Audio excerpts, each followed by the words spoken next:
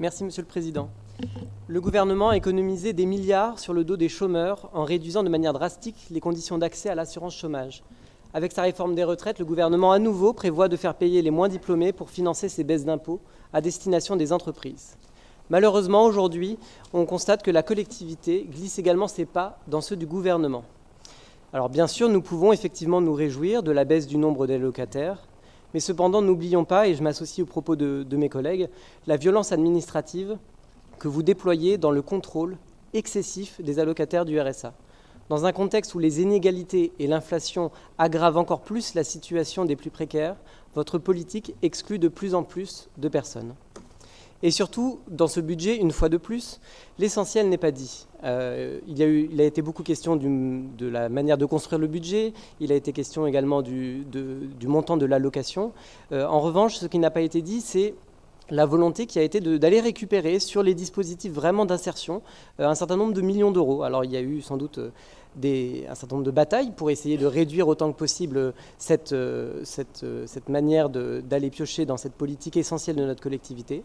Et finalement, c'est 1 million d'euros qui sera pris sur le dos des personnes privées d'emploi et qui vont concerner les dispositifs vraiment spécifiques d'insertion, c'est-à-dire ceux que l'on déploie à destination de ces personnes. Je ne parle pas du montant des allocations. Évidemment, ce n'est écrit nulle part dans le rapport, mais nous l'aurons tous compris. Et qu'en faites-vous de ce million d'euros ? Je ne peux pas m'empêcher de le rapprocher d'une somme qui est la somme conjointe de la cérémonie des étoilés du guide Michelin, 400 000 euros.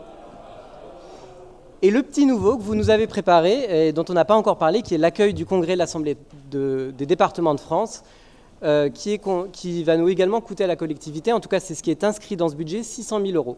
Donc ainsi, on a 1 million d'euros pour faire rayonner l'Alsace, mais pour continuer et développer l'accompagnement des personnes privées d'emploi, on repassera.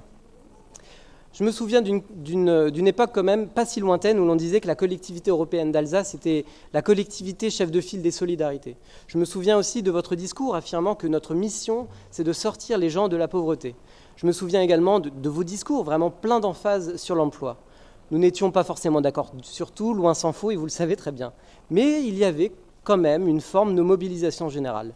Ici, par ce choix, alors qu'il y a des contraintes financières qu'on a pu largement développer, le fait de réduire d'1 million le budget des dispositifs d'insertion, nous sommes contre ce choix-là. Et donc c'est la raison pour laquelle, avec l'ensemble des élus du groupe, nous voterons contre ce budget.